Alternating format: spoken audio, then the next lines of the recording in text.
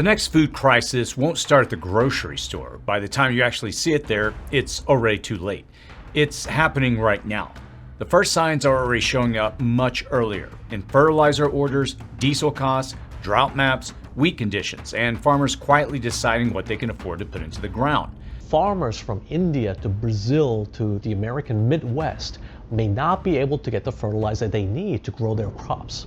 I've been following this very closely, so let me connect the dots for you. Most people are watching grocery prices, and that makes sense because that is where households feel the pressure. But grocery prices are the last signal.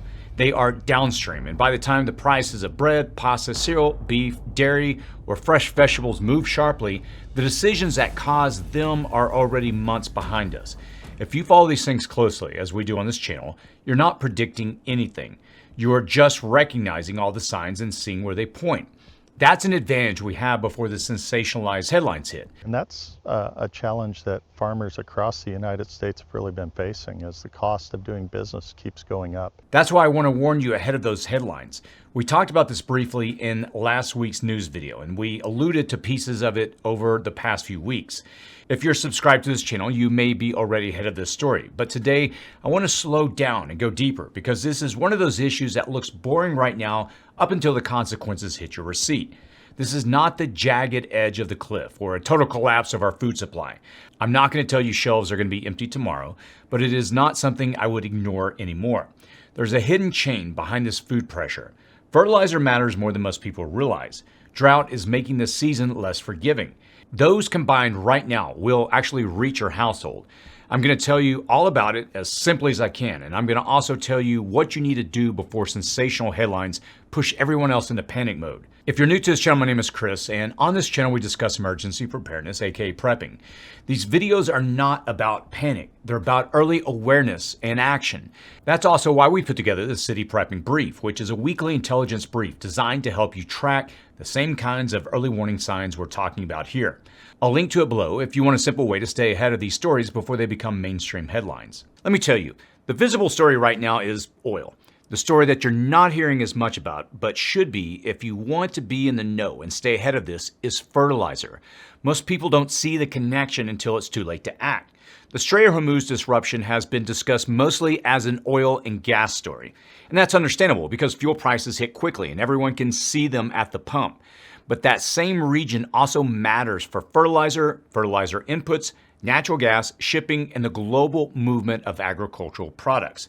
The part most people miss is that food does not begin at the store. It begins in the field, and the field depends on inputs that have to arrive before the crop needs them. Farmers, they can't wait until the public realizes there is a problem.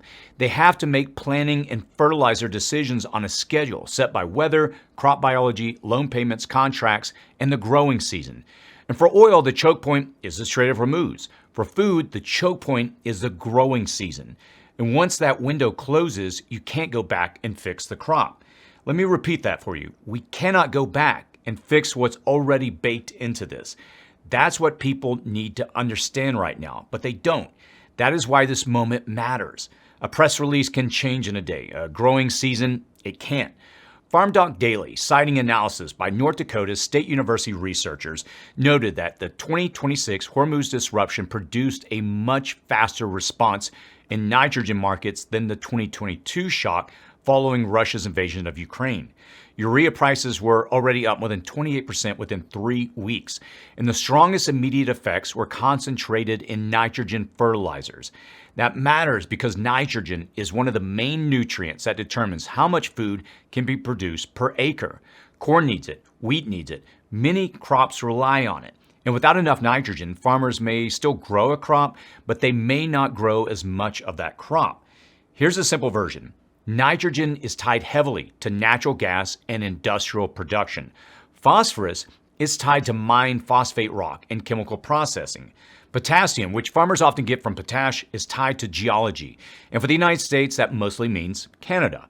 And this is where the food systems become less simple than most people assume. Fertilizer is not one thing from one place. It is a chain of mined minerals, natural gas, chemical plants, shipping routes, trade policy, and farm financing. The only problem is not whether fertilizer exists somewhere in the world. The problem is whether a farmer can get the right product at the right time and at a price that still allows the crop to make sense. That's why the Farmer Survey matters. A nationwide American Farm Bureau Federation survey conducted in early April with more than 5,700 farmers responding found that roughly 70% said fertilizer prices were so high they could not afford all the fertilizer they needed this season. The South was hit hardest, with 78% saying they could not afford all needed inputs, compared with 48% in the Midwest. And honestly, preparedness is about more than just food or supplies. It's about recognizing problems early before they become bigger issues. A while back, I tried something I think everyone should do at least once. I Googled my own name and city. Honestly, it was unsettling. Within seconds, I found websites listing my home address, phone number, relatives, and other personal details that I never remember putting online. And it made me realize something. If I could find all of that easily, anyone else could too. And that's the part most people don't think about. Scammers, identity thieves, and random strangers can piece together a surprising amount of information about your life from public databases and people's search sites. That's why I started using Incogni. Instead of trying to remove your information manually, Incogni contacts hundreds of websites on your behalf and requests your data be deleted. They also keep checking because this information can reappear over time. The removal processes were independently verified by Deloitte, and with their unlimited plan, you can use custom removals. If you find a page exposing your information, just paste a link into your dashboard and their privacy specialists handle the rest. A VPN protects what you do online going forward. Incogni removes what's already out there. They can't harm you if they can't find you. Use code PREPPING at incogni.com/prepping to get 60% off an annual plan. Now, to be fair, that does not mean every farm is in the same position. Some farmers pre-book fertilizer early. Some regions are better supplied than others. Some operations have manure, chicken litter, cover crops, or other ways to stretch their inputs. Farming is not one uniform system, and it would be dishonest to treat every field, every crop, and every region the same. But it's critical to understand here that, unlike oil, there are no strategic reserves of fertilizer anywhere in the world. That's a system without the ability to strongly pivot. So when those shocks hit, as we're seeing now, there are few to no options or alternatives. Also, when that many producers say they cannot afford all fertilizer rates, the question is not whether every field fails. The question is whether enough farmers start making smaller decisions that begin to add up. A farmer does not have to stop planning for production to fall. They can cut fertilizer rates. They can prioritize their best ground and pull back on weaker ground. They can delay applications. They can shift away from higher input crops, and they can plant something that costs less to grow, even if it produces a different type of food output.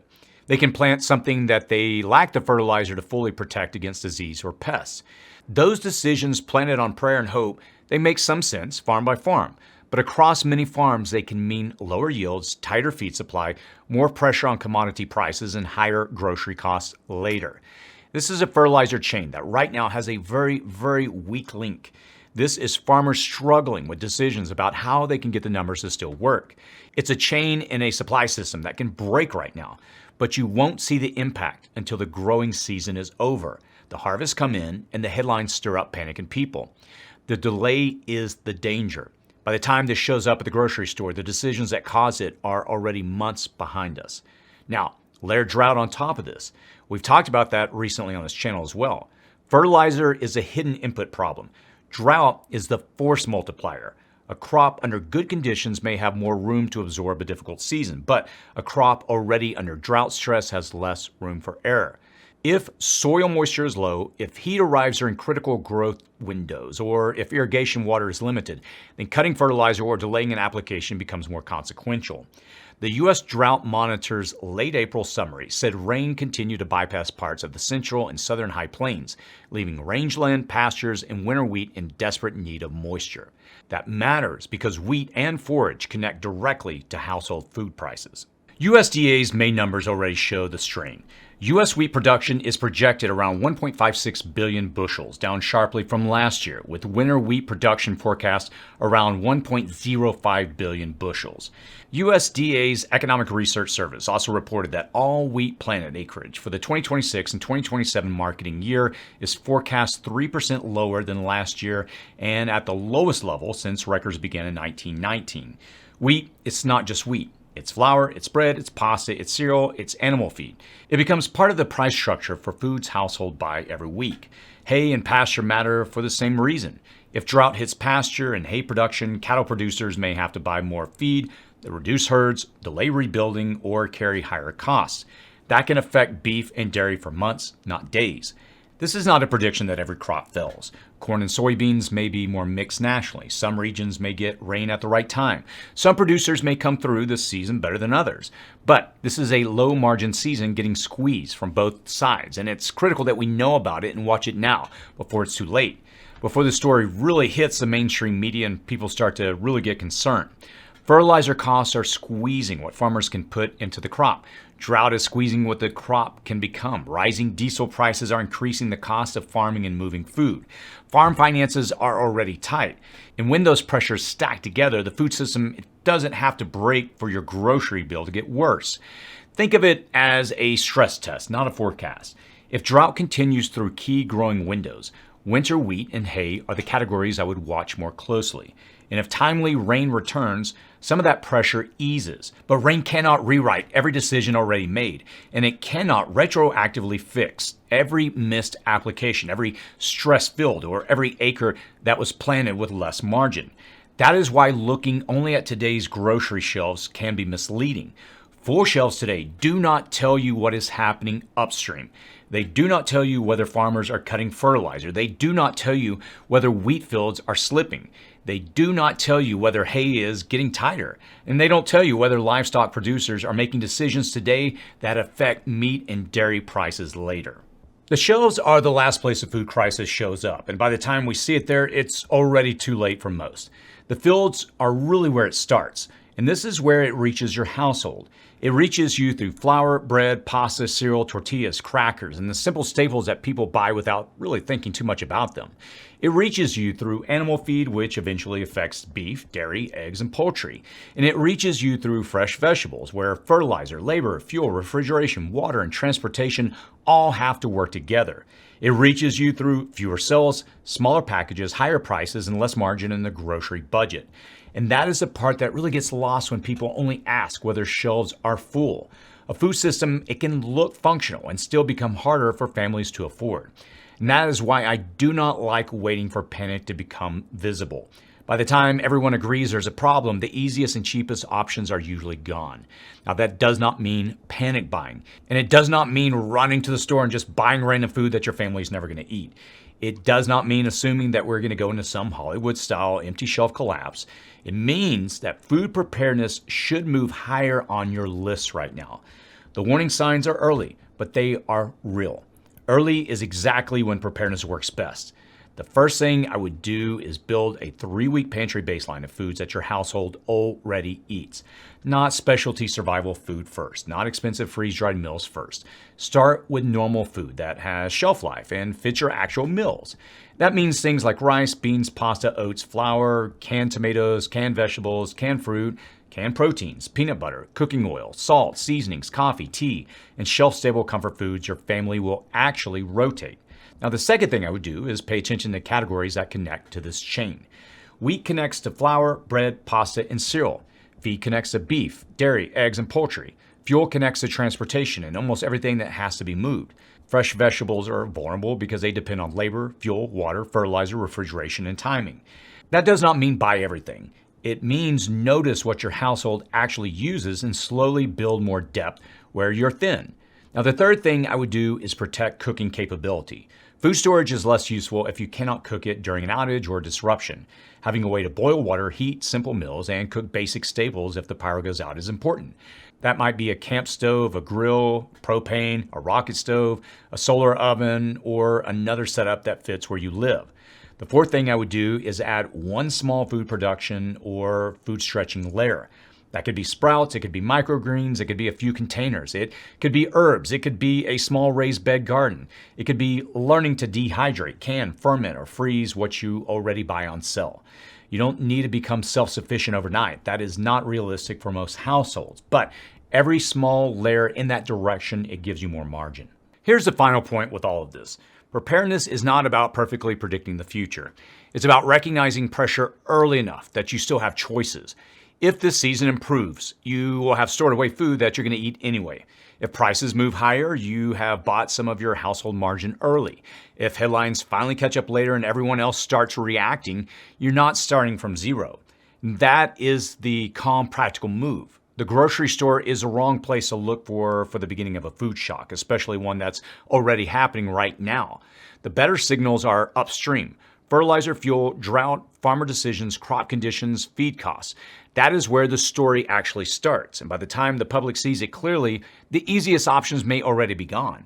If you want to take the next practical step, I would encourage you to watch this video next. It walks you through how to build a 3-week emergency food supply without wasting money or buying food that your family's not going to eat. And for a deeper dive on the cargo and container side of this, I'll put an older but still relevant video here on the side as well. That's a big component in all of this.